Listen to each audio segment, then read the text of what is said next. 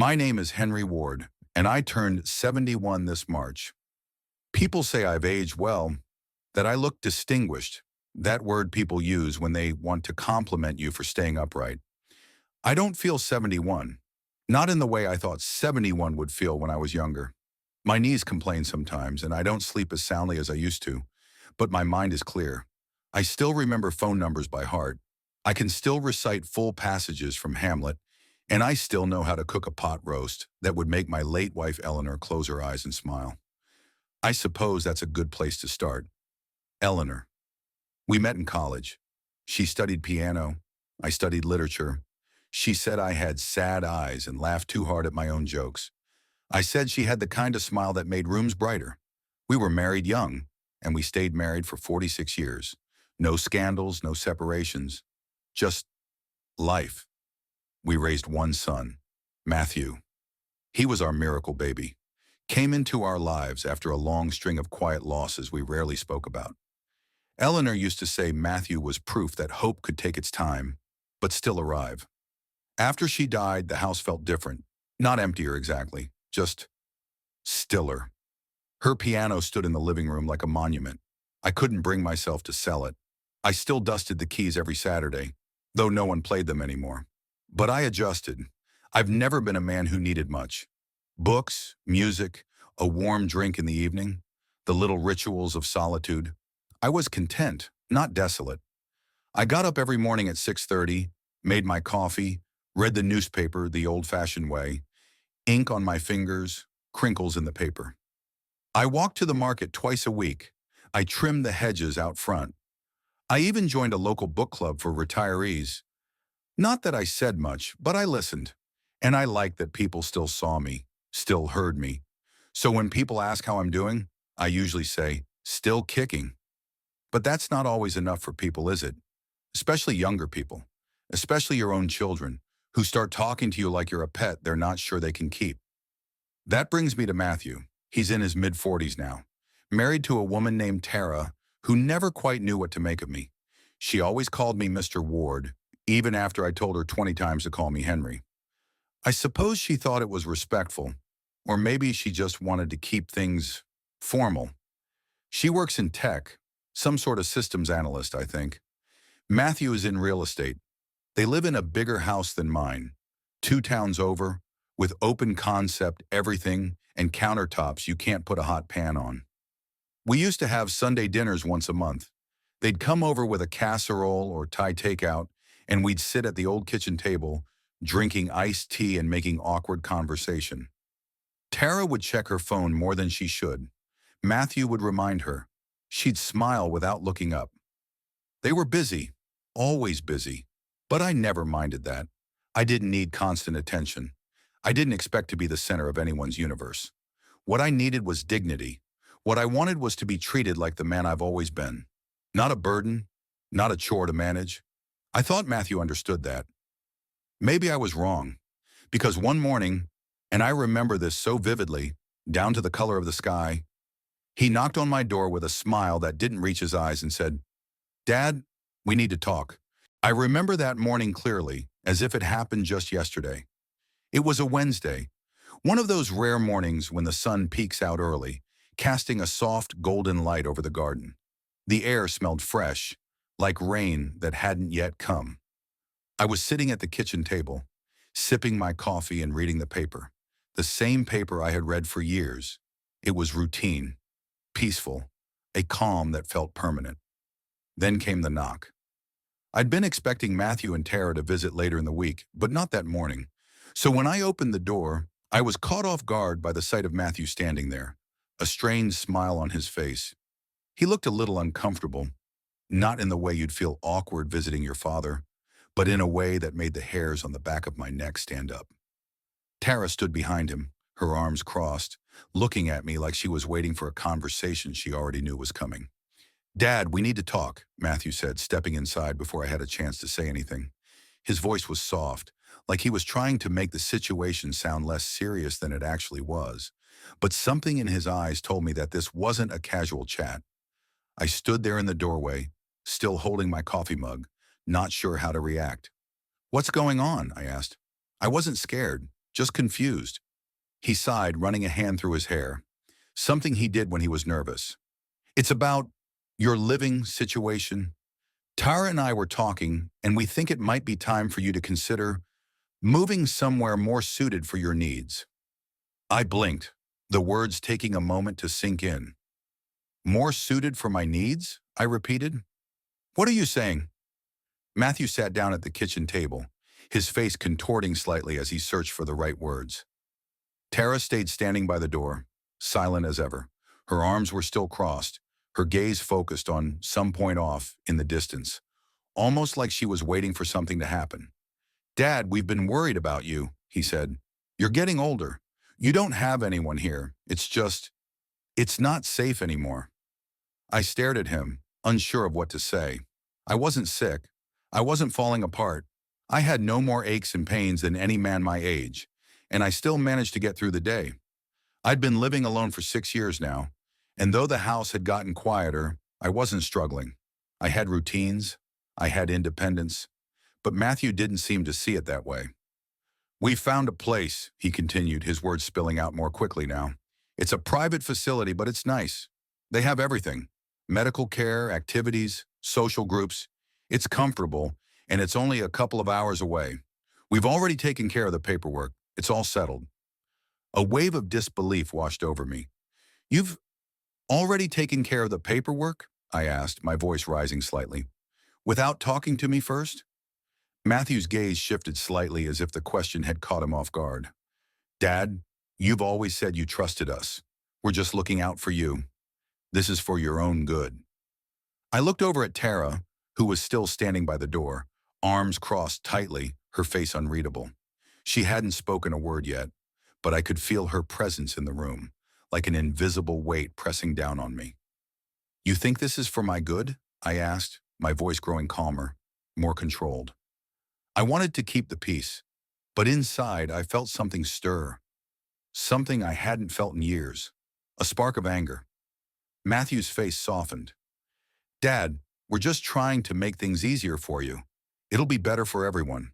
We don't want to see you struggle, not when you don't have to. We'll make sure everything is taken care of. I stared at him for a long moment, the words hitting me harder than I expected. I could hear the sincerity in his voice, but it felt like it was coming from someone else, someone who no longer saw me as the man who had raised him, someone who saw me as a problem to solve. I didn't respond right away. I didn't know how to. Matthew stood up, walking towards me, his voice softening further. It's really not a big deal. We'll take care of the details. You don't have to worry about anything. And that's when it hit me. This wasn't about my well-being. This wasn't a decision made for my comfort or my health. It was a decision made to get rid of me, a decision to free up space, free up time, for them, for their convenience. I don't want to go, I said finally, my voice low. I don't need to go anywhere. I'm fine here. Matthew's expression faltered for a moment, then softened again, like he was trying to placate me. Dad, please. This is for your own good. We'll come visit. It's time. His words felt empty to me. Time? Time for what? Time for him to have more space, more freedom? Time to stop worrying about me in the back of his mind? To be rid of the obligation he probably never asked for? I felt my grip on the coffee mug tighten. I don't want to, I said again, the words coming out more firmly now. I want to stay here. I've lived here for 30 years. This is my home. Matthew looked at me, his expression unreadable for a moment. Then he nodded, as if accepting something in his own mind. I'll give you some time to think about it, he said quietly, but the decision is made. It didn't take long for them to move me. A few days and I was already packing my things, not because I agreed with it, but because there wasn't much I could do. I tried to reason with Matthew, but the conversation kept coming back to the same thing. They thought it was what was best for me. And when someone says that, what do you do? How do you argue with someone who tells you they're trying to help when it's clear they're only helping themselves? The day they came to pack up the rest of my belongings was a blur. Tara stayed in the background, not saying much, just picking out what she thought was important. She gave me a weak smile when she handed me the sweater I had worn last winter. "You'll be comfortable there," she said. But I could see the way she looked at the walls, the way she moved as if she couldn't wait to be gone. Matthew didn't seem to notice. He was already organizing my things into boxes, making sure everything was in order. His hands moved fast, but his eyes stayed on the task at hand, not on me. Not on the fact that he was packing up the life of a man who had raised him, taught him, loved him. And I was left with nothing but the sound of boxes being taped shut and the hum of an old, unfamiliar sadness in my chest. The ride to the facility was quiet. Too quiet. They took me in the car, the same car I'd seen them drive to every family gathering, the one that now felt like a vehicle meant to transport me to some place I had no say in. I looked out the window, watching the city roll by. The trees blurred past, the shops I knew faded into the distance. Each mile felt like I was leaving behind not just a home, but a piece of myself. When we arrived, I was led inside, greeted by a woman who smiled too wide, a forced expression that didn't reach her eyes. She introduced herself as Karen, the facility manager. She guided me down a sterile hallway, her voice bright and chipper in a way that made me want to shrink further into myself. "Everything's going to be just fine, Mr. Ward," she said, as if she had said the same thing to hundreds of people before me. "We offer a wonderful community here. We have a lot of activities planned, and we make sure that all our residents have what they need. Don't worry about a thing." I couldn't respond. I didn't know what to say. The walls were white. The floor was a glossy tile that shined like it had been scrubbed down with bleach. It smelled like antiseptic, sterile and cold. My room was small, too small.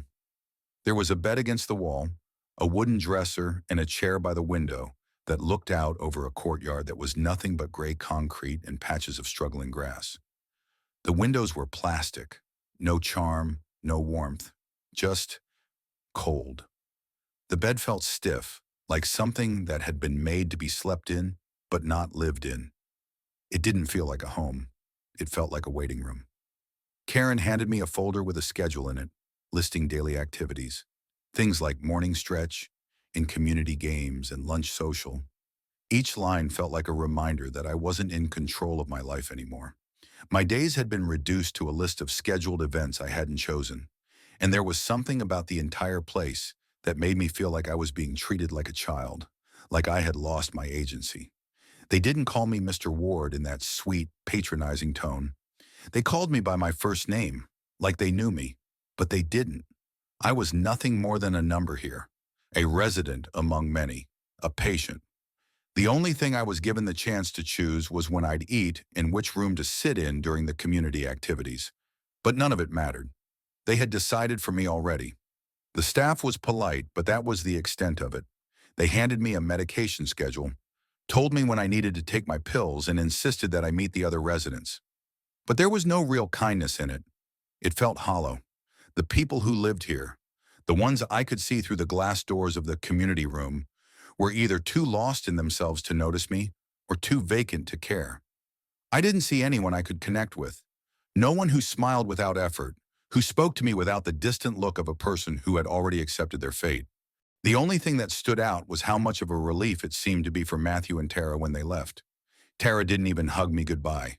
She just said, "We'll visit soon," and left without a second thought. Matthew, on the other hand, gave me a short, half-hearted embrace. "This is for your own good, Dad. You'll see." Then they were gone, and I was left alone, in a room that wasn't mine, surrounded by people I didn't know, in a life I didn't ask for.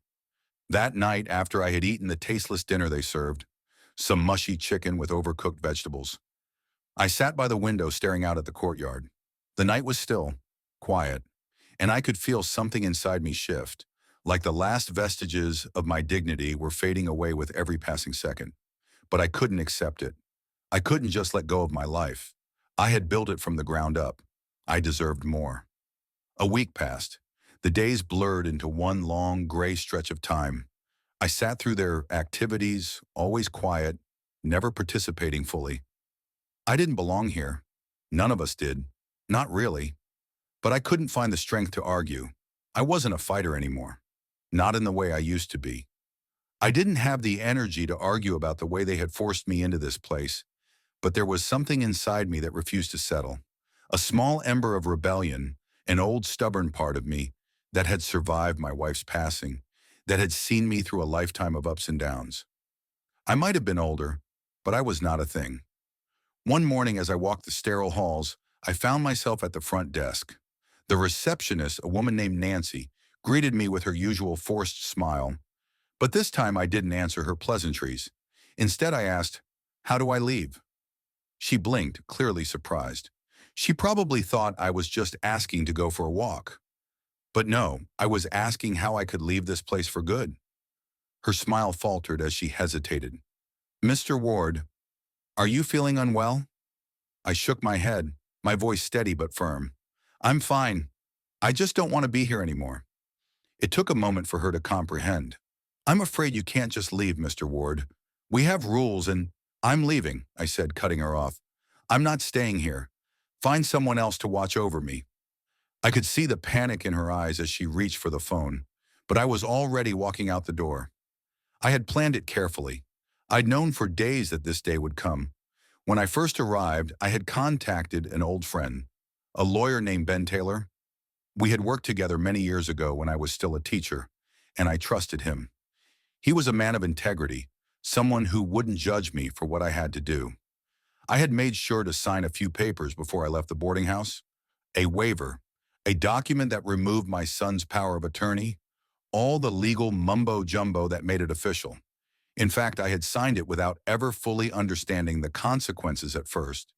But I realized then, with a clarity that had been missing for days, that I needed to take action. I needed to reclaim what was mine. The cottage I had rented, the old place I had saved from the bank years ago, was exactly where I wanted to be. Small, humble, but it had the feel of home, even more so now than it had ever had before. I didn't need much, just a space to live out the rest of my years with some dignity. Ben met me there, just as we had arranged. He had already gone over the papers and he didn't ask many questions. He knew what I wanted. "You're sure about this?" he asked, his voice heavy with concern, but also understanding. "I am," I replied, my voice steady. "It's time to put my affairs in order." We spent the next few hours finalizing everything. The house was mine, but I didn't want it for myself. At least not in the way people usually want things. No, this was bigger than that. I changed my will. I made a few significant adjustments, starting with the most obvious. My son would no longer inherit anything. The house was now listed under the name of a charitable foundation, one that helped elderly people live out their lives in their own homes. That's where everything was going, to those who needed it, not to a son who saw me as a burden. The house, the money, the little bits of wealth I had left. It was all in motion, and the decision was made. It wasn't just about the money or the property. It was about something deeper. It was about showing Matthew and Tara that they couldn't just push me aside like an inconvenience. They couldn't make decisions for me, not anymore.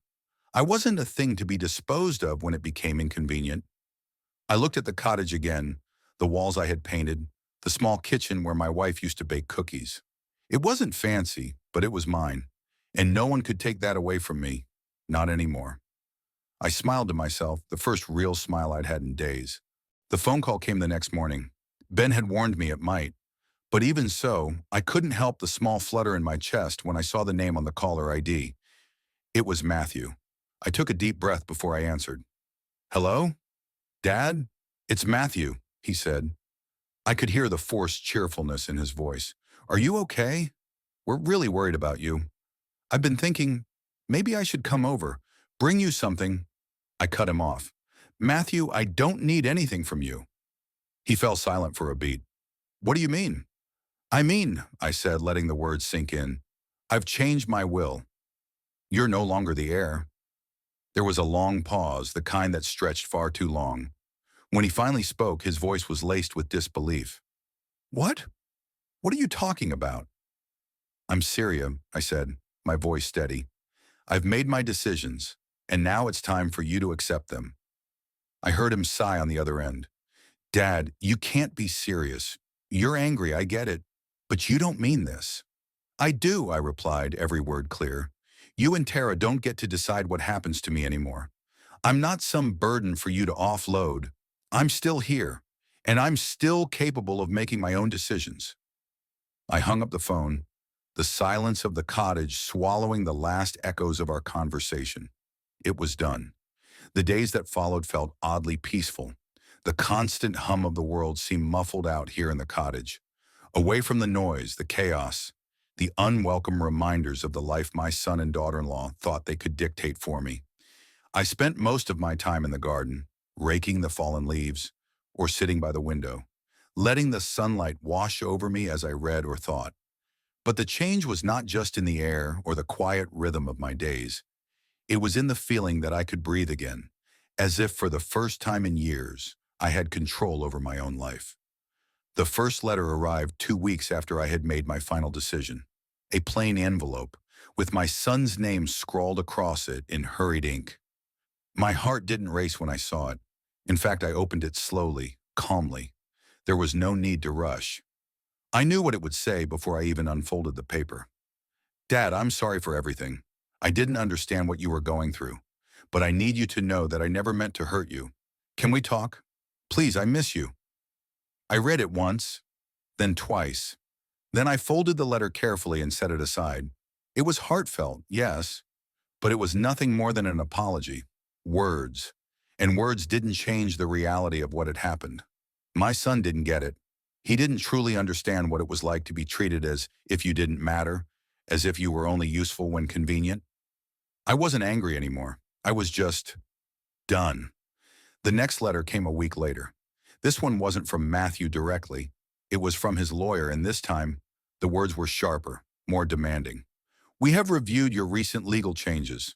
The transfer of property to a charitable foundation was done without proper consultation. You are requested to meet with us to discuss the future of your estate and your legal standing. I laughed when I saw it. I could almost hear Matthew's voice in the back of my mind, pleading for some sign that I was going to back down, that I was still the father who would be vulnerable, the father who could be manipulated. I wasn't. Not anymore. I'd made my decisions clear, and I wasn't going to apologize for them. I took the letter to my lawyer, Ben, who had been advising me from the beginning. We sat down in the small office at the back of the cottage, sunlight pouring through the open window. Ben, I said, reading through the letter, they don't seem to get it, do they? Ben adjusted his glasses and nodded, his face serious. Not at all. It's common, Henry. People don't realize the power they've given up until it's too late. They think they're entitled to your things, your life, because they're family. I looked at the letter one more time before I set it down on the desk. I'm not interested in meeting them, I said firmly. Ben nodded again. Good. You don't need to. This is all in motion now. They can't undo what you've done. I looked out the window as the wind blew through the trees. They'll never understand. I don't think they ever will. Ben smiled, but it was a sad smile. Some people never will, Henry. But at least you'll have peace. The days slipped by. Matthew and Tara didn't contact me again after that second letter. I didn't care. I had made sure everything was legally solid. There would be no way for them to contest it now, not without a long, drawn-out legal battle. They wouldn't win. Not this time. A few months passed and life continued on in its quiet rhythm. I'd gotten used to being alone again, not lonely but alone. It was a comfort, not a burden. Then one chilly morning, just as the frost had started to settle on the windows, there was a knock at the door. I hadn't expected anyone. My heart skipped, but I didn't let it show. I stood up slowly and made my way to the door. When I opened it, there stood Matthew, holding a bouquet of flowers in his hand. Tara was standing just behind him, her eyes downcast. For a moment, we just looked at each other. He wore a nervous smile, and I could see the same hesitance in his posture. Tara's eyes avoided mine, as if she already knew she wasn't welcome. I didn't move to invite them in. I simply stood there, blocking the doorway with my body. I brought flowers, Matthew said awkwardly. I just wanted to say I'm sorry. You know, for everything. I didn't answer right away. Instead, I took a deep breath, staring at him. taking him in. The man who had once been my son, my pride, my future. But now all I saw was a man who had tried to control me, who had treated me like I didn't matter, like I was something to be discarded. His sincerity was hollow now. "You're still angry," Matthew said, his voice faltering. I shook my head. I'm not angry. I'm done."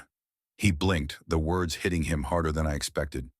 "What do you mean?" His voice dropped to almost a whisper. I stepped aside and gestured to the table beside the door. "Take a look at this," I said, handing him the envelope, the one with the final version of my will. He stared at it, his face pale as he reached for it, his hands trembling slightly.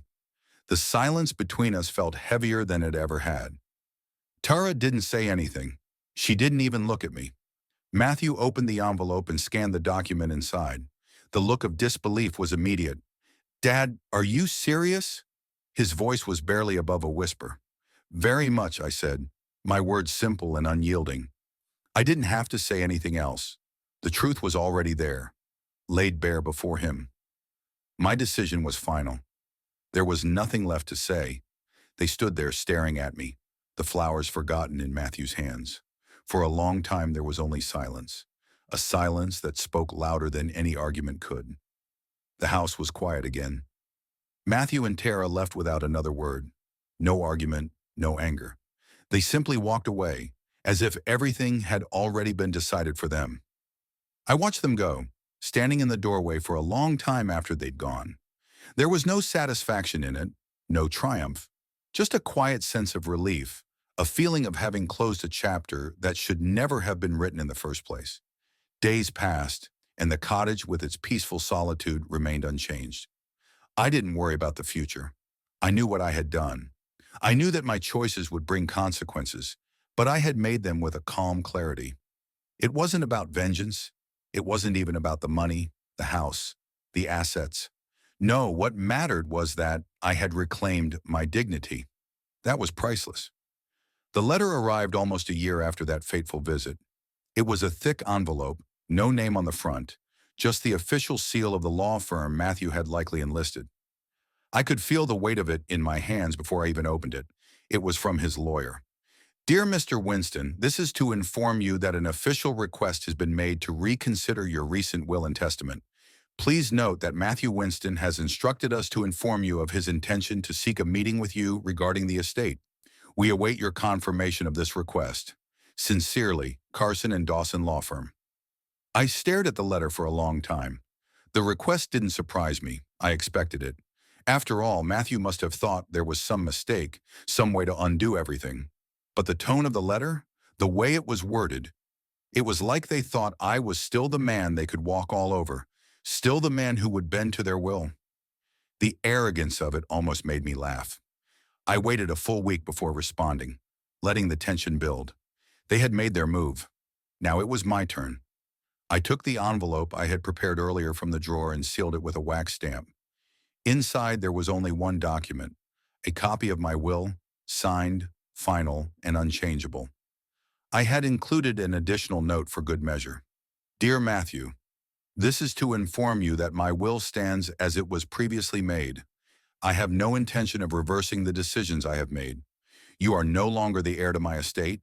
The assets are now legally designated to the charitable foundation that will ensure my legacy supports the elderly community. I trust this arrangement is clear. Yours sincerely, Henry Winston." I sealed the envelope carefully and walked to the post office, my steps slow and deliberate, as if I were marking the final step in a long journey. I mailed it myself, knowing that Matthew would receive it soon enough, that the weight of the words would settle over him in the same way it had settled over me when I first realized I was being discarded.